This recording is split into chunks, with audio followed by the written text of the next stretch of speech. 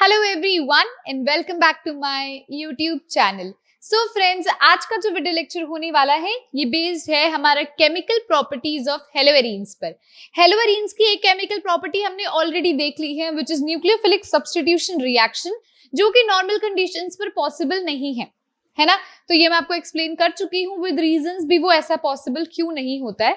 अब जो आज के इस वीडियो लेक्चर के अंदर हम देखने वाले हैं वो है rest of the chemical properties haloarenes की, और आज का वीडियो लेक्चर हमारा लास्ट वीडियो लेक्चर होने वाला है। सो स्टूडेंट्स, मैं आपको बता दूं, वीडियो लेक्चर पे चलने से पहले, वीडियो के टॉपिक्स पे चलने से पहले अगर आप मेरे चैनल पर न्यू हैं तो चैनल को सब्सक्राइब जरूर करो। सब्सक्राइब से क्या होता है, एक तो मुझे मोटिवेशन मिलता है टू बी वेरी ट्रू, दूसरा ये भी आप लोग अगर सब्सक्राइब करते हो तो जैसे जैसे मैं वीडियोस डालती जाती हूँ आपके पास एक नोटिफिकेशन आती जाती है भी हाँ जी वीडियो डल चुकी है, अब आपका टाइम है उस लेक्चर को देखने का, पढ़ने का।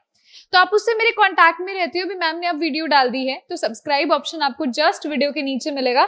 सब्सक्राइब पे क्लिक कर सकते हैं, मेरे फोटो के साथ मेरा नेम है और वहां पर ही सब्सक्राइब लिखा है विद रेड कलर, तो सब्सक्राइब जरूर कर लीजिएगा। अब हम चलते हैं हमारे सबसे पहले टॉपिक पर। सबसे पहला टॉपिक आता है the chemical properties of haloarenes, और हेलोएरीन्स की केमिकल प्रॉपर्टीज में आप हेडिंग डालेंगे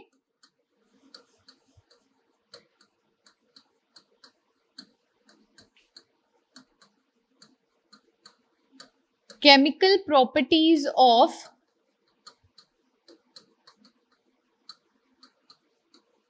हेलोएरीन्स। हेडिंग डालेंगे केमिकल प्रॉपर्टीज ऑफ हेलोएरीन्स।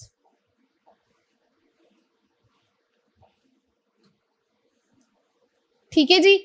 अब हेलोएरीन्स की केमिकल प्रॉपर्टीज में देखो, सबसे पहले हमने न्यूक्लियोफिलिक सब्स्टिट्यूशन रिएक्शन देखी थी भी क्या वो पॉसिबल होती है नॉर्मल कंडीशंस पर, तो नॉर्मल कंडीशंस पर जी नहीं पॉसिबल होती है। सेकंड जो केमिकल प्रॉपर्टी स्टूडेंट्स इसके अंदर आती है जो आज हम पढ़ने वाले हैं, it is electrophilic substitution reaction. Electrophilic substitution reaction, जो सेकंड प्रॉपर्टी हमने आज पढ़नी है वो कौन सी है, वो है इलेक्ट्रोफिलिक सब्स्टिट्यूशन रिएक्शन है। ठीक है। अब इलेक्ट्रोफिलिक सब्स्टिट्यूशन रिएक्शन क्या होती है, देखो अभी जब हमने न्यूक्लियोफिलिक पढ़ी थी, जब मैंने आपको न्यूक्लियोफिलिक सब्स्टिट्यूशन रिएक्शन बताई थी, एक बार क्विक रिव्यू देती हूँ। न्यूक्लियोफिलिक सब्स्टिट्यूशन का मतलब क्या होता है, उसी से आपको ना इलेक्ट्रोफिलिक सब्स्टिट्यूशन रिएक्शन का मतलब पता चल जाएगा। न्यूक्लियोफिलिक सब्स्टिट्यूशन रिएक्शन में मैंने आपको बोला था इसको हमने दो पार्ट्स में तोड़ लिया, न्यूक्लियो और फिलिक में। न्यूक्लियो का मतलब होता है न्यूक्लियस, है ना, और फिलिक का मतलब मैंने आपको बताया था, फिलिक का मतलब होता है लविंग। हम 10th क्लास से पढ़ते आ रहे हैं हाइड्रोफिलिक, हाइड्रोफोबिक। फिलिक का मतलब क्या होता है, लविंग। हाइड्रो का मतलब क्या होता है, वाटर। वाटर लविंग मतलब कि हाइड्रोफिलिक। वाटरफोबिक मतलब कि जो वाटर से क्या है, हेट है जिसको, ठीक है, यानी कि वाटर रिपेलिंग। तो यहाँ पर भी वही हुआ, फिलिक का मतलब क्या है, लविंग। अगर फोबिक आ जाता तो वो क्या होता है, हेट होता है या रिपेल होता है, तो यहाँ पर हम फिलिक बोलते हैं। इलेक्ट्रोफिलिक न्यूक्लियोफिलिक का मतलब क्या हुआ, न्यूक्लियो का मतलब न्यूक्लियस, फिलिक का मतलब लविंग, जो न्यूक्लियस की तरफ अट्रैक्शन शो करे। लविंग का मतलब क्या होता है, जो अट्रैक्शन शो करे। हेट का मतलब क्या है, जो रिपल्शन शो करे।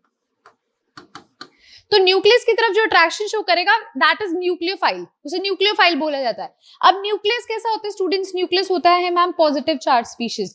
तो पॉजिटिव की तरफ जो अट्रैक्शन शो करता है वो न्यूक्लियोफाइल होता है, और उसको हम रिप्रेजेंट कैसे करते हैं, ये मैं बार बार बोलती हूँ, उसे हम रिप्रेजेंट कैसे करते हैं, न्यूक्लियोफाइल को NU लिखेंगे। अब पॉजिटिव की तरफ कौन अट्रैक्शन शो करेगा, जिसकी खुद के ऊपर कैसा चार्ज है, जिसकी खुद के ऊपर नेगेटिव चार्ज है वही पॉजिटिव की तरफ अट्रैक्शन शो करता है। तो जिसके खुद के ऊपर नेगेटिव चार्ज है वही हमारा क्या होगा, न्यूक्लियोफाइल होगा। क्यों, क्योंकि वो न्यूक्लियस लविंग है, क्योंकि वो पॉजिटिव की तरफ जाएगा, पॉजिटिव लविंग है, पॉजिटिव अट्रैक्टेड है ना। तो न्यूक्लियोफाइल, हमने इसमें से न्यूक्लियोफिलिक का मतलब समझ लिया। अब सब्स्टिट्यूशन का मतलब क्या होता है, सब्स्टिट्यूशन का मतलब होता है सब्स्टिट्यूट करना, किसी की जगह ले लेना। ठीक है, अभी एक ऑलरेडी एटम कोई प्रेजेंट था उसको हटाकर उसकी जगह ले लेना, सब्स्टिट्यूट कर देना, सो दैट इज सब्स्टिट्यूशन। और ये मैं आपको समझा चुकी हूँ। न्यूक्लियोफिलिक सब्स्टिट्यूशन रिएक्शन जो है वो दो तरह की होती है, SN1 और SN2 होती है। ठीक है, SN1 और SN2 होती है माय डियर स्टूडेंट्स। और SN1 में क्या प्रोसेस होता है, कहाँ से आपका न्यूक्लियोफाइल अटैक करेगा, कौन सी जगह एक्वायर करेगा, SN2 में क्या होता है, ये सब एक्सप्लेन हो चुका है। अब आपको सिर्फ ये पोर्शन समझना था ताकि आपको इलेक्ट्रोफिलिक सब्स्टिट्यूशन रिएक्शन फिर से एक बार क्लियर हो जाए। तो एक ही हमने क्विक रिविजन ऑलरेडी ले ली है। चलो बहुत बढ़िया बात। अब आता है इलेक्ट्रोफिलिक सब्स्टिट्यूशन रिएक्शन। जैसे कि मैंने न्यूक्लियोफिलिक को मैंने किया, वैसे इलेक्ट्रोफिलिक को करूं तो इसको भी मैं 2 पार्ट्स में डिवाइड कर देती हूँ, इलेक्ट्रो और फिलिक। फिलिक तो अभी आप पढ़ के हटे हो मैम, फिलिक का मतलब होता है लविंग। फिलिक का मतलब क्या होगा? लविंग, यानी कि अट्रैक्शन शो करेगा, यानी कि क्या शो करेगा? उसकी तरफ अट्रैक्शन शो करेगा। इलेक्ट्रो का मतलब क्या होता है? इलेक्ट्रो का मतलब होता है इलेक्ट्रॉन। इलेक्ट्रो का मतलब क्या है? इलेक्ट्रॉन। इलेक्ट्रॉन पे कैसा चार्ज होता है स्टूडेंट्स? इलेक्ट्रॉन पे होता है मैम नेगेटिव चार्ज। अब इलेक्ट्रॉन लविंग यानी कि जो नेगेटिव चार्ज की तरफ अट्रैक्टेड हो। न्यूक्लियोफिलिक का मतलब क्या होता था? न्यूक्लियस मतलब कि पॉजिटिव, जो पॉजिटिव की तरफ अट्रैक्टेड हो। इलेक्ट्रॉन लविंग मतलब जो नेगेटिव चार्ज स्पीशीज की तरफ अट्रैक्टेड हो। अब आपको कहीं नेगेटिव कैसे कह सकते हो? अरे इलेक्ट्रॉन का चार्ज कैसा होता है? इलेक्ट्रॉन का चार्ज होता है नेगेटिव चार्ज, तो जो नेगेटिव की तरफ अट्रैक्टेड है that is electron loving, right. अब एक और चीज देखो, नेगेटिव की तरफ कौन अट्रैक्ट होगा? मैंने आपको बोला पॉजिटिव की तरफ कौन अट्रैक्ट होगा? नेगेटिव अट्रैक्ट होगा। नेगेटिव की तरफ कौन अट्रैक्ट होगा? पॉजिटिव अट्रैक्ट होगा। कभी ऐसे देखा है पॉजिटिव की तरफ पॉजिटिव अट्रैक्ट हो रहे हैं, नेगेटिव की तरफ नेगेटिव अट्रैक्ट हो रहे हैं? मैं कंपाउंड्स, स्पीशीज, इन सब की बात कर रही हूँ, नॉट ऑफ एनीथिंग एल्स, ठीक है। तो मैं आपसे बात कर रही हूँ स्पीशीज की, ठीक है। हम हमेशा से बोलते हैं पॉजिटिव पॉजिटिव एक दूसरे को क्या करते हैं? रिपेल करते हैं मैम। पॉजिटिव नेगेटिव एक दूसरे को क्या करते हैं? अट्रैक्ट करते हैं। As well as negative negative भी एक दूसरे को क्या करते हैं? रिपेल करते हैं। तो मैंने बोला इलेक्ट्रॉन लविंग कौन होगा? इलेक्ट्रॉन के पास, नेगेटिव के पास कौन जाएगा? जो उसे अट्रैक्ट करेगा, पॉजिटिव जाएगा। तो अब अगर मेरे को इलेक्ट्रोफिलिक सब्स्टिट्यूशन रिएक्शन में इलेक्ट्रोफाइल को रिप्रेजेंट करना हो तो मैं कैसे रिप्रेजेंट करूंगी? What will be my electrophile? Electrophile होगा ई, उसके ऊपर कैसा चार्ज? Positive charge. क्यों पॉजिटिव? इलेक्ट्रॉन के पास कौन अट्रैक्ट होता है मैम? पॉजिटिव अट्रैक्ट होता है। नेगेटिव के पास पॉजिटिव जाएगा, तो इसीलिए इसके ऊपर क्या आएगा? पॉजिटिव। न्यूक्लियोफाइल में क्या होता था? न्यूक्लियस के ऊपर कैसा चार्ज होता है? पॉजिटिव, तो उसके पास कौन अट्रैक्ट होता है? नेगेटिव, इसलिए उसके ऊपर नेगेटिव लगाया था। कभी भी गड़बड़ मत कर देना, इलेक्ट्रोफिलिक में इलेक्ट्रॉन आ रहा है तो मतलब उस पर नेगेटिव आएगा, नहीं नहीं नहीं, रिप्रेजेंटेशन के अकॉर्डिंग इसको खोलो। इलेक्ट्रॉन लविंग, इलेक्ट्रॉन के पास कौन जाएगा? ऑब्वियसली पॉजिटिव चार्ज स्पीशीज जाएगी, तो रिप्रेजेंटेशन ऐसे होगी। ठीक है जी, हो गया क्लियर? अब ये आपको पता चल गया इलेक्ट्रोफिलिक क्या होता है। अब आता है मैम व्हाट इज सब्स्टिट्यूशन। फिर से वही सवाल, सब्स्टिट्यूशन क्या होता है? आपको फिर से यही चीज समझनी है।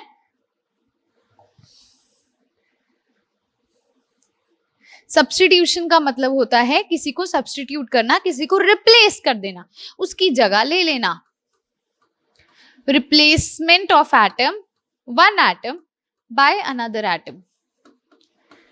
बाय बेसिकली किसकी रिप्लेसमेंट होगी? मतलब किसी की रिप्लेसमेंट होगी, उसकी जगह कौन आएगा? इलेक्ट्रोफाइल आएगा। By electrophile, by other atom. ठीक है जी। अब इलेक्ट्रोफिलिक सब्स्टिट्यूशन रिएक्शन के अंदर होता क्या है, और इलेक्ट्रोफिलिक सब्स्टिट्यूशन रिएक्शन किस किस जगह पर अकर करती है? हम बात कर रहे हैं हेलोएरीन्स की my dear students, we are talking about haloarenes. तो ध्यान से देखना, हेलोएरीन्स का एक एग्जांपल अगर मैं आप सबके सामने लेना चाहूं तो दिस इज माय हेलोएरीन्स। आप ये सब होपफुली आपको ये समझ आ रहा होगा, ये मेरा क्या है? ये मेरा हेलोएरीन है। ये मेरा क्या है? हेलोएरीन है। मैं आपसे बात कर रही हूँ यहाँ पर इलेक्ट्रोफिलिक सब्स्टिट्यूशन रिएक्शन किस पोजीशन पर होगी। मैंने आपको कल के, जो कल का कह रही हूँ, जो प्रीवियस वीडियो लेक्चर था उसके अंदर एक चीज बताई थी, अगर आपको याद हो। मैंने आपको बोला था जो ये पोजीशन होती है, सर्कल से नहीं दिखाती, ऐसे दिखाती हूँ, जो ये वाली पोजीशन है ये ऑर्थो पोजीशन है, जो ये वाली पोजीशन है ये मेटा पोजीशन है, जो ये वाली पोजीशन है ये पैरा पोजीशन है।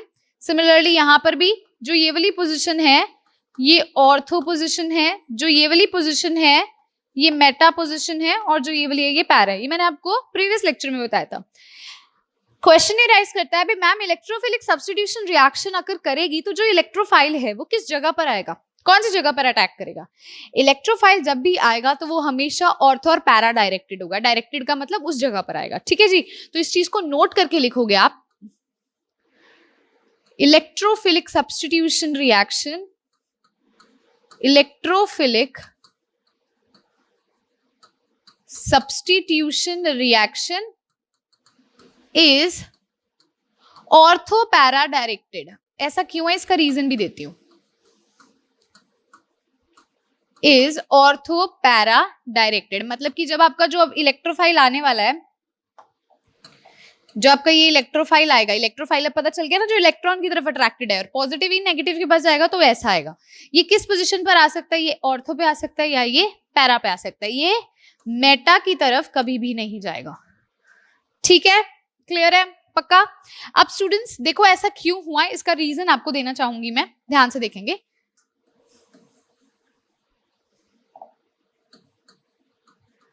रीजन देखेंगे हम ध्यान से। रीजन क्या है? देखो आप इसके रेजोनेंस स्ट्रक्चर बनाओ, मैंने आपको बनाने सिखाए हैं इसके रेजोनेंस स्ट्रक्चर। फॉर एग्जांपल यहाँ पर मैंने लिया Cl ले लिया मेरा हेलोजन एटम। रेजोनेंस स्ट्रक्चर के अकॉर्डिंगली मैंने आपको कल भी बताई थी ये चीज, मैंने आपको ये चीज कल भी बताई थी भी मेरे जो हेलोजन एटम्स हैं वो क्या हो सकते हैं? वो फ्लोरीन भी हो सकता है, क्लोरीन भी हो सकता है, ब्रोमीन भी हो सकता है, आयोडीन भी हो सकता है, और ये सारे ग्रुप नंबर 17 को बिलोंग करते हैं। ग्रुप नंबर 17 को बिलोंग करते हैं मतलब 7 इलेक्ट्रॉन्स इनके आउटर मोस्ट शेल में प्रेजेंट होंगे। ये मैंने आपको प्रीवियस लेक्चर में भी चीज बताई थी।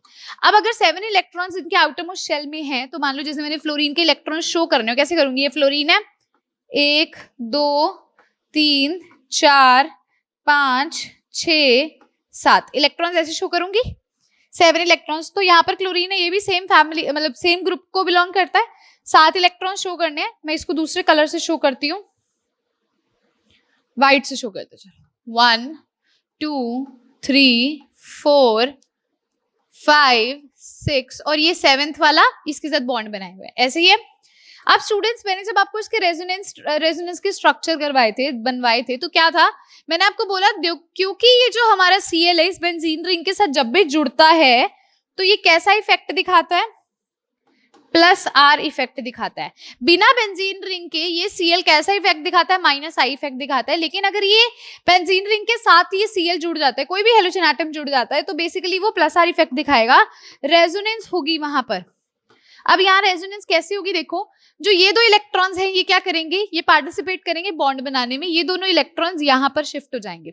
अब ये जब यहाँ पर शिफ्ट होंगे तो एक चीज थोड़ी सी मैं फिर से इसको रिपीट कर रही हूँ, वैसे आपने कर लिया तो आप स्किप कर देना इस चीज को, क्योंकि प्रीवियस में भी मैंने बताया था। जो ये कार्बन है ना, इस कार्बन पे एक बॉन्ड ये रहा, एक बॉन्ड इन इलेक्ट्रॉन्स के कारण आएगा तो डबल बॉन्ड हो गया, ठीक है।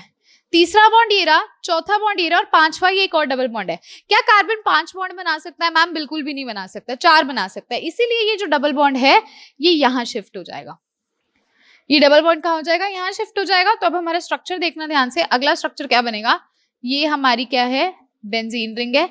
ये दोनों तो ऐसे एज इट इज है। ये डबल बॉन्ड यहाँ पर टूट गया। एक डबल बॉन्ड पे 2 इलेक्ट्रॉन्स होते हैं और जब 2 इलेक्ट्रॉन्स किसी कार्बन पर जाकर गिरते हैं तो उस पे नेगेटिव चार्ज आ जाता है। नेगेटिव चार्ज का मतलब भी 2 इलेक्ट्रॉन्स होता है। तो ये यहाँ पर आ गया। अब देखो यहाँ पे क्या था? Cl लगा हुआ था, ये एक और बॉन्ड यहाँ बन गया, डबल बॉन्ड बन गया। इलेक्ट्रॉन्स देखो, अब इलेक्ट्रॉन्स ऊपर कितने बचे? 1 2 3 4 बचे, क्योंकि ये 2 इलेक्ट्रॉन्स ने तो बॉन्ड बना दिया ना। जब किसी स्पीशीज से इलेक्ट्रॉन्स चले जाते हैं तो उस स्पीशीज पे क्या चार्ज आता है? मैम पॉजिटिव चार्ज आता है। तो हाँ जी, इस पे क्या चार्ज आ जाएगा? इस पे आ जाएगा पॉजिटिव चार्ज, क्योंकि इसने अपने इलेक्ट्रॉन्स लूज कर दिए। ये हो गया। अब नेक्स्ट स्टेप में देखो क्या होता है, नेक्स्ट स्टेप में देखिए, ये जो अपना नेगेटिव है ये यहां टूटेगा, और जब ये यहाँ टूटेगा तो इस कार्बन फिर से 5 बॉन्ड बनाएगा। ये कहां पर टूटेगा? ये इन और इन दोनों कार्बन के बीच में ही टूटेगा ना। अब ये डबल बॉन्ड क्या होगा? ये कार्बन फिर से 5 बॉन्ड बना रहा है, पॉसिबल नहीं है, तो ये डबल बॉन्ड इस कार्बन पर टूट जाएगा। नेक्स्ट स्टेप देखो, फिर से हमने बेंजीन रिंग बनाई, ये यहाँ पे नेगेटिव चार्ज छूट गया, यहाँ पे डबल बॉन्ड आ गया इसके कारण, ये पहले से ही प्रेजेंट था। ऊपर double bond Cl, positive charge और 4 इलेक्ट्रॉन समेत ऐसा प्रेजेंट है, ठीक है। नेक्स्ट स्टेप देखो ध्यान से क्या होगा। नेक्स्ट स्टेप में फिर वही चीज, ये नेगेटिव चार्ज यहां टूटेगा, ये डबल बॉन्ड यहां टूटेगा, ठीक है। अब आगे फिर से देखो, मैंने बनाई ये बेंजीन रिंग, इस बेंजीन रिंग में यहां डबल बॉन्ड, यहां डबल बॉन्ड, यहां नेगेटिव चार्ज, ये as it is double bond Cl और 4 इलेक्ट्रॉन्स। नेक्स्ट स्टेप स्टूडेंट्स देखेंगे ध्यान से, ये अब नेगेटिव चार्ज फिर से यहाँ टूटेगा। जब ये यहाँ टूटेगा तो इस कार्बन पे फिर से 5 बॉन्ड, इसीलिए ये डबल बॉन्ड वापस से वहां जाकर अपने Cl के पास टूट जाएगा। तो यहां से जो हमें स्ट्रक्चर ऑब्टेन होगा वो क्या होगा? देखो ये बेंजीन रिंग है, अभी Cl पे वापस से इलेक्ट्रॉन्स आ गए तो पॉजिटिव भी चला जाएगा, वापस से वही वाले इलेक्ट्रॉन्स इस पे पहुंच चुके हैं, तो 6 के 6 इलेक्ट्रॉन्स हो गए, एक ने तो बॉन्ड बनाया हुआ है, ये डबल बॉन्ड यहाँ आ गया, यहाँ आ गया, यहाँ आ गया। अब आप कहोगे मैम इसका क्या कनेक्शन था ऑर्थो और पैरा डायरेक्टिंग से और मेटा डायरेक्टिंग नहीं है, ऐसा आपने क्यों बोला? ध्यान से अब इस चीज को समझोगे, बहुत गहराई से इस चीज को समझने की कोशिश करनी है। जो यहाँ पर इलेक्ट्रॉन्स बॉन्ड टूट रहे हैं और जहां पर ये नेगेटिव चार्ज जा रहा है, नेगेटिव चार्ज कहीं पर भी जाएगा, किसी भी कार्बन पे जाएगा, तो वो नेगेटिव का मतलब क्या होता है? इलेक्ट्रॉन्स का जाना। नेगेटिव चार्ज का मतलब क्या होता है? 2 इलेक्ट्रॉन्स है ना, एक नेगेटिव चार्ज मतलब 2 इलेक्ट्रॉन्स है, मतलब जिस भी कार्बन पे जाएगा उस कार्बन पे इलेक्ट्रॉन की डेंसिटी बढ़ जाएगी, इलेक्ट्रॉन ज्यादा हो जाएंगे तो इलेक्ट्रॉन डेंसिटी बढ़ जाएगी ना। तो ध्यान से देखना, ये मेरा क्या होता है? ऑर्थो, ये मेरा क्या होता है? मेटा, ये मेरा क्या होता है? पैरा। मैं एक बार सब पे ऐसे लिख देती हूँ, ध्यान से देखना, ortho Meta para, ortho Meta para, ortho Meta para, ortho Meta para. सिर्फ समझाने के लिए लिख रही हूं आपको, ऑर्थो मेटा पैरा। अब ध्यान से देखना, सिर्फ समझाने के लिए आपको बता रही हूं, ये जो इलेक्ट्रॉन्स है, ये नेगेटिव चार्ज कहां पर प्रेजेंट है? अभी ऑर्थो पे प्रेजेंट है। यहाँ पर नेगेटिव चार्ज कहाँ पे प्रेजेंट है मैम? पैरा पे प्रेजेंट है। यहाँ नेगेटिव चार्ज कहाँ प्रेजेंट है मैम? ऑर्थो पे प्रेजेंट है। यहाँ नेगेटिव चार्ज है ही नहीं है। तो नेगेटिव चार्ज यानी कि इलेक्ट्रॉन की डेंसिटी किन किन जगह पर है? या तो ऑर्थो पे है या फिर पैरा पे। क्या मेटा पे है? नहीं है। ठीक है, due to the electron density at ortho and para position. ठीक है, ये हमेशा ऑर्थो और पैरा डायरेक्टिंग होते हैं, मेटा डायरेक्टिंग कभी भी नहीं होता है। क्लियर हो गया अब ये रीजन? अब पता चल गया, अब आप बता सकते हो भी क्या पॉसिबल है। तो चलो एक इलेक्ट्रोफिलिक सब्स्टिट्यूशन रिएक्शन देख लेते हैं, जहां पर हम ये देखेंगे भी ये क्या है, ऑर्थो और पैरा डायरेक्टिंग है। तो जस्ट उसी के एग्जाम्पल ले लेते हैं। देखो हमारी क्या थी? Electrophilic substitution reaction. तो ये मेरी क्या है? हेलोअरीन है। ये मेरा क्या है? हेलोअरीन है। यहां पर मैं आपको बोलती हूँ इलेक्ट्रोफिलिक सब्स्टिट्यूशन रिएक्शन है। अभी बता के हटी हूँ, इलेक्ट्रोफाइल कहां पर जाएगा? ऑर्थो और पैरा पोजीशन पर। तो यहां से जो हमारे पास कंपाउंड ऑब्टेन होगा वो क्या होगा? ये तो एज इट इज का एज इट इज है, ये कहां पर जाएगा? या तो ऑर्थो पे या पैरा पे। तो ऑर्थो पे गया तो ऐसे हो जाएगा, प्लस एक अपना क्या स्ट्रक्चर मिलेगा? पैरा पे मिलेगा। तो अब एक और क्वेश्चन अराइज करता है भी मैम ठीक है चलो आपने ये बोल दिया भी 2 स्ट्रक्चर्स मिलेंगे, एक ऑर्थो डायरेक्टिंग एक पैरा डायरेक्टिंग। अब आप कहोगे मैम इधर भी तो लगा दो, ये भी तो ऑर्थो है। सिमिलर स्ट्रक्चर ही होगा, वो एक तरह से सिमिलर स्ट्रक्चर होगा, नेमिंग करके देखोगे सेम होगा, लेकिन एक ऑर्थो वाला बनेगा एक पैरा वाला बनेगा। क्वेश्चन अराइज करता है मैम इसमें से मेजर कौन सा माइनर कौन सा है? मेजर कौन सा होता है? ध्यान से देखना, यहां पर क्या हो रहा है, ये Cl है, ये हेलोजन है और ये इलेक्ट्रोफाइल है, ये पास पास है। तो यहां पर क्या हो रही है? स्टेरिक हिंड्रेंस, क्योंकि ये क्या है? एक दूसरे के क्या है? पास पास है। ठीक है, स्टेरिक हिंड्रेंस का क्या मतलब होता है? जब बल्की ग्रुप पास पास होते हैं, बहुत ज्यादा बल्की ग्रुप होते हैं, तो यहाँ पर ये पास पास हैं, इनमें कुछ ना कुछ रिपल्शंस होगी है ना इनके इलेक्ट्रॉन्स में। यहाँ पर क्या देखो, एक तो सिमेट्री बन रही है और ये दूर भी है, सिमेट्री से बन रही है ना देखो एक, ठीक है, और दूर दूर है, इसीलिए जो पैरा डायरेक्टिंग होता है वो क्या बनता है? वो मेजर प्रोडक्ट बनता है, और जो ऑर्थो डायरेक्टिंग होता है वो माइनर प्रोडक्ट बनता है। बनते दोनों प्रोडक्ट हैं पर मेजर ये होता है, माइनर ये होता है, क्योंकि यहाँ पर सिमेट्री है, यहाँ स्टेरिक हिंड्रेंस लेस है, वहां स्टेरिक हिंड्रेंस ज्यादा है, क्योंकि पास पास है तो उसके इलेक्ट्रॉन्स में रिपल्शन होगी। ठीक है, उनके इलेक्ट्रॉन्स थोड़ा उसको दूर दूर करने की कोशिश करेंगे। क्लियर हुआ? इलेक्ट्रोफिलिक सब्स्टिट्यूशन रिएक्शन क्लियर होगी। अब हम करने लगे हैं students types of electrophilic substitution reaction. आपको ये तो पता चल गया ऑर्थो डायरेक्टिंग है, पैरा डायरेक्टिंग है, उसी के बेसिस पे हमने types of electrophilic substitution reaction करी है, जो आप चुटकियों मतलब चुटकी भर में उसका जवाब दे दोगे मुझे। ठीक है, तो वीडियो को पॉज करके पहले इसको नोट कर लो।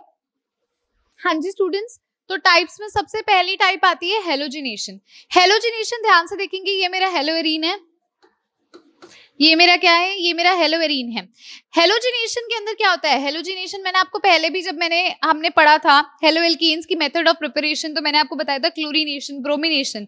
क्लोरीनेशन में Cl2 ऐड होता है, ब्रोमिनेशन में Br2 ऐड होता है, आयोडीनेशन में I2 ऐड होता है। तो एग्जाम्पल ले रही हूँ मैं, मैंने यहाँ पर क्या किया? क्लोरीनेशन मतलब Cl2 ऐड करवाया, बेसिकली मैंने एक हेलोअरीन लिया, और ये जो रिएक्शन है बेसिकली स्टूडेंट्स ये एक ल्यूइस एसिड की प्रेजेंस में यानी कि AlCl3 की प्रेजेंस में आकर करती है। अब होता क्या है यहाँ पर? Cl2 में क्या होता है? Cl में क्या होगी? क्लीवेज होगी, जिसके कारण क्या होगा? यहाँ बॉन्ड में क्लीवेज हुई तो ये इलेक्ट्रॉन अपना मतलब ये जो स्पीशीज है ये दोनों इलेक्ट्रॉन्स लेकर यहाँ से चला गया। जब ये Cl अपने दोनों इलेक्ट्रॉन्स यहाँ से लेकर चला गया तो यहाँ पे क्या होगा? इस Cl पे क्या चार्ज आ जाएगा? जिससे इलेक्ट्रॉन्स चले गए पॉजिटिव, जिसके पास चले गए उस पर क्या आ जाएगा? नेगेटिव चार्ज आ जाएगा। अब एक चीज यहाँ ध्यान से आप समझना, ये नेगेटिव स्पीशीज क्या करेगी, AlCl3 के साथ कंबाइन करेगी और यहां से क्या बन जाएगा, AlCl4 नेगेटिव बन जाएगा, क्योंकि इस पे नेगेटिव चार्ज है, उसके पास भी नेगेटिव चार्ज आएगा तो उस पे ही हो जाएगा। क्वेश्चन ये राइज करता है भी मैम यहाँ पर इलेक्ट्रोफाइल क्या है, न्यूक्लियोफाइल क्या है। इलेक्ट्रोफाइल क्या होता है, जिसके ऊपर पॉजिटिव चार्ज होता है और जो इलेक्ट्रॉन की तरफ अट्रैक्टेड होता है। तो यहाँ से हमें ये ऑब्टेन्ड हो गया, क्योंकि इसने तो फर्दर रिएक्शन कर ली और यहाँ से ये न्यूक्लियोफाइल बना दिया। ये Cl+ क्या है, ये हमारा इलेक्ट्रोफाइल है। तो यहाँ से हमें ये पता चल गया, अभी जब हमने AlCl3 के साथ Cl2 की रिएक्शन करवाई तो वहां से क्या होता है, इस Cl2 से हमें एक इलेक्ट्रोफाइल जनरेट हो जाता है Cl+। अभी बता के हटे हैं, अभी इलेक्ट्रोफिलिक सब्स्टिट्यूशन रिएक्शन के अंदर ऑर्थो और पैरा कंपाउंड्स ही बनेंगे। तो यहाँ पर क्या कंपाउंड बनेंगे, अब हमें पता है हमारा इलेक्ट्रोफाइल क्या है, Cl+। तो एक Cl तो पहले से ही था, एक और Cl आ गया ऑर्थो पे। पैरा पे अगर ये आएगा तो कैसे आएगा मैम, पैरा पे आएगा, एक Cl तो पहले से था तो ये ऐसे आ जाएगा। अब मैं बोलती हूँ इसमें मेजर और माइनर प्रोडक्ट बताओ, तो मेजर प्रोडक्ट कौन सा है, ये वाला है, क्योंकि सिमेट्री है। ये माइनर है क्यों, क्योंकि इनमें क्या होगी, रिपल्शन होगी स्टेरिक हिंड्रेंस के कारण। तो जो पैरा प्रोडक्ट है वो क्या हो जाएगा, मेरा मेजर हो जाएगा, और ये वाला मेरा प्रोडक्ट कैसा हो जाएगा, मेरा ये वाला माइनर हो जाएगा। क्या सभी को इतना क्लियर है, सिंपल सा था। बस आपने क्या करना है, जो भी रिएक्शंस करवाओगे उसमें याद करना है इलेक्ट्रोफाइल क्या होगा। इधर क्या है इलेक्ट्रोफाइल, Cl+, ठीक है। अब एक और देखो, इसकी नेक्स्ट टाइप आती है नाइट्रेशन, ठीक है। हेलोजिनेशन में Cl2 लिया, नाइट्रेशन में क्या ले रहे हैं, HNO3 ले रहे हैं, HNO3 नेगेटिव। किसकी प्रेजेंस में हो रहा है स्टूडेंट्स, H2SO4 की प्रेजेंस में हो रहा है। अब पहले इसमें देखो फिर से वही चीज, H2SO4 का अगर मैं आपको यहाँ स्ट्रक्चर ड्रॉ करूं क्या होगा, देखो अगर मैं H2SO4 का आपको स्ट्रक्चर ड्रॉ करती हूं तो ये मेरे H2SO4 का स्ट्रक्चर है, ध्यान से देखना। अब यहां पर क्या होगा,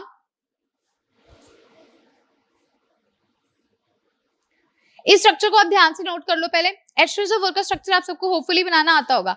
इस स्ट्रक्चर के अंदर आपने ये ऑब्जर्व करना है भी, यहाँ पर फिर से हमारा इलेक्ट्रोफाइल क्या होगा।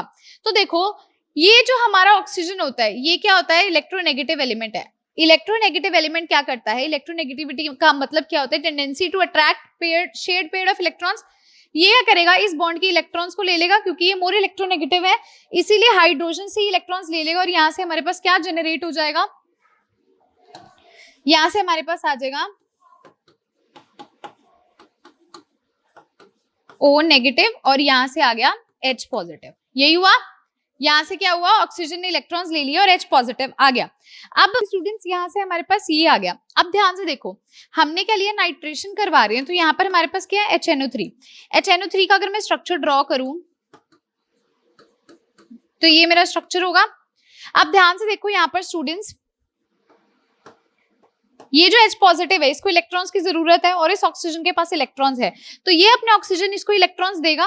तो जब ये HNO3 से ऑक्सीजन अपने इलेक्ट्रॉन्स उसको दे देगा उसको स्टेबल करने के लिए, तो इसके खुद के ऊपर कैसे चार्ज आ जाएगा, इसके खुद के ऊपर पॉजिटिव चार्ज आ जाएगा, मानते हो। इसके खुद के ऊपर कैसे चार्ज आ जाएगा my dear students, positive charge आ जाएगा। और यहाँ से ये जो H अगर इससे इलेक्ट्रॉन्स ले लेगा तो इसके साथ ऐसे जाके जुड़ जाएगा। अब आपको पता है यहाँ पर आपको क्या देखने को मिल रहा है, H2O देखने को मिल रहा है, H2O पॉजिटिव। तो ये वाटर मॉलिक्यूल यहाँ से क्या हो जाएगा, निकल जाएगा, और हमारे पास क्या आ जाएगा, जब ये बॉन्ड टूटेगा तो इस पे पॉजिटिव चार्ज, यानी कि NO2 पे क्या आ जाएगा, पॉजिटिव चार्ज। तो ये हमारा क्या आ गया, इलेक्ट्रोफाइल आ गया। ये क्या आ गया, इलेक्ट्रोफाइल आ गया। क्लियर है, मैं दोबारा बताती हूँ मैंने क्या किया, 1 बाय 1 देखना। मैंने बोला H2SO4 था, H2SO4 में oxygen is more electronegative than hydrogen, तो ये क्या करेगा, इस H पॉजिटिव को निकालने की कोशिश करेगा। ये H पॉजिटिव को निकालता है तो ये हमारे पास क्या आ गया, H पॉजिटिव इज अनस्टेबल। अब हमने HNO3 का इस्तेमाल किया, HNO3 क्या करेगा, इस H पॉजिटिव को इलेक्ट्रॉन्स देगा, तो ये इसके साथ बॉन्ड बन जाएगा ऑक्सीजन के साथ। जब इसके साथ ये बॉन्ड बन जाएगा तो कुछ इस प्रकार का होगा। अब ये वाटर यहाँ से निकल जाएगा, क्योंकि इसको स्टेबल होना है, स्टेबल होने के लिए, क्योंकि इस पे पॉजिटिव चार्ज है, स्टेबल नहीं है, तो ये निकल जाएगा। और यहाँ से ये जब बॉन्ड टूटेगा तो इससे इलेक्ट्रॉन्स चले गए ना, ये इलेक्ट्रॉन्स लेकर ही जाएगा, तो यहाँ पे हमारे पास क्या आ जाएगा, NO2 पर पॉजिटिव चार्ज। तो NO2 इज अवर इलेक्ट्रोफाइल। तो अब यहाँ से क्या हमारा प्रोडक्ट बनेगा, ये बेंजीन रिंग के ऊपर Cl एज इट इज। अब मैंने आपको बताया था इलेक्ट्रोफिलिक सब्स्टिट्यूशन रिएक्शन ऑर्थो और हमारी क्या होती है, पैरा डायरेक्टिंग। तो एक बार तो हमारा यहाँ पर NO2 जुड़ेगा और दूसरी बार NO2 कहाँ पर जुड़ेगा, दूसरी बार NO2 हमारा जुड़ेगा पैरा पोजिशन पर। ठीक है, तो यहाँ पे मेजर माइनर कौन सा है मैम, ये वाला मेजर है, क्योंकि यहाँ पर स्टेरिक हिंड्रेंस लेस है, ठीक है, सिमेट्री है। ये हमारा क्या है, माइनर है, क्योंकि यहाँ पर क्या है, स्टेरिक हिंड्रेंस है। क्लियर है क्या सभी को? इतना क्लियर है? सिंपल सी चीज थी। हाँ जी, चलो अब इधर देखो, अब आता है सल्फोनेशन H2SO4 की प्रेजेंस में। H2SO4 भी जब आप खोल के देखोगे तो यहाँ से इसको आपको जनरेट करते हुए क्या मिलेगा? SO3H पॉजिटिव, आपको ये इलेक्ट्रोफाइल मिलेगा। तो फिर से आपने इलेक्ट्रोफाइल ऑर्थो और पैरा डायरेक्टिंग होता है, तो क्या प्रोडक्ट ऑब्टेन होगा? ये हमारा हेलोएरीन है, पहले ऑर्थो डायरेक्टिंग बनाते हैं SO3H, और एक बार हमारा जो प्रोडक्ट बनेगा वो क्या बनेगा? Para directing. ठीक है, क्लियर है? बस आपको ये पता होना चाहिए इलेक्ट्रोफाइल क्या होगा। क्लियर है? हो जाएगा ये भी। हाँ जी, वीडियो को पॉज करके नोट कर लो। अब दो और रिएक्शंस है जिनके बारे में हमें पता होना चाहिए। H2SO4 का अगर आप देखना चाहो तो आप यहाँ पर भी देख सकते हो, आप मतलब यहाँ पर भी जनरेट करके देख सकते हो। अब यहाँ पर आपने H2SO4 के केस में पता कैसे करना होता है? आपने यहाँ तक तो इसको कर लिया, यहाँ पर आप इसके बाद क्या करते हो? एक और मॉलिक्यूल लेते हो। इतना आपने कर लिया था ना, पहला स्टेप इसका यही है। पहला स्टेप जो इसका यहाँ पर बनेगा ना, यही बनेगा। पहला स्टेप यही बनेगा स्टूडेंट्स। फिर क्या लोगे आप? एक और मॉलिक्यूल लोगे H2SO4 का ही।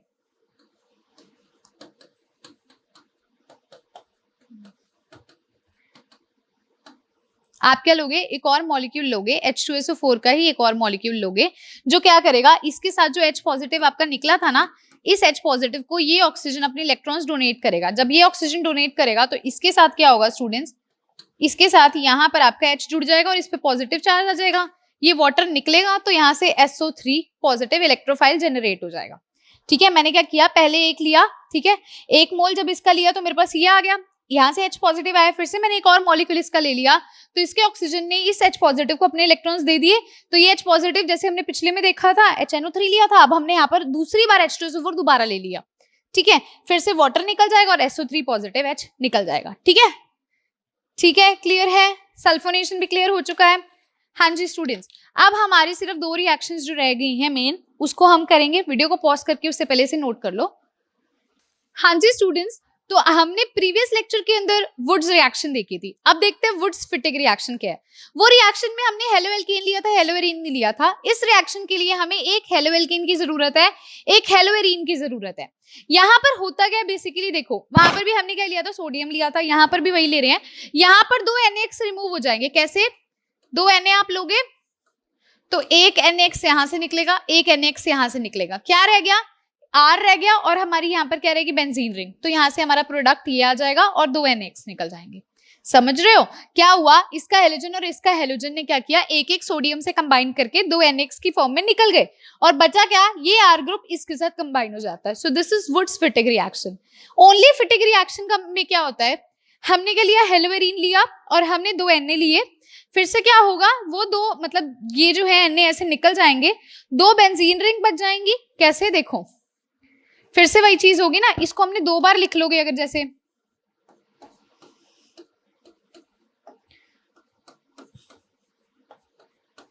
तो हमने क्या किया? 2 Na ले लिए, एक NaX यहां से निकल गया, एक यहां से निकल गया, तो इन दोनों ने बॉन्ड बना लिया। यहां से हमारे पास क्या आ गया? एक बेंजीन रिंग दूसरे बेंजीन रिंग से जुड़ी हुई है, जिसको हम क्या बोलते हैं? डाइफिनाइल बोलते हैं। तो यहाँ से डाइफिनाइल ऑब्टेन हो जाता है। This is Fittig reaction. Clear है? चलो, बहुत बढ़िया बात। अब एक 2 रिएक्शंस और हैं, देखो, एक है फ्रिडल क्राफ्ट एल्काइलेशन, एक है फ्रिडल क्राफ्ट एसाइलेशन।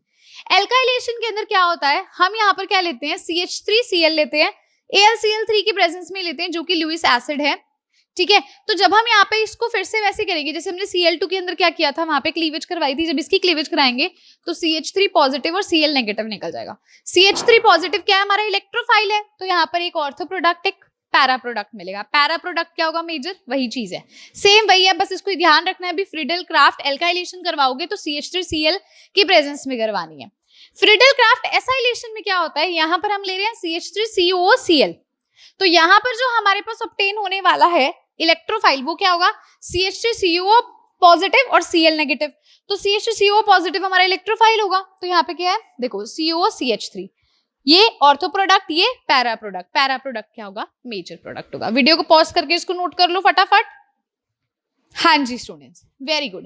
सो स्टूडेंट्स, यहीं पर हमारा आज का वीडियो लेक्चर फिनिश होता है, यहीं पर हमारा halo alkanes halo arenes chapter finish होता है।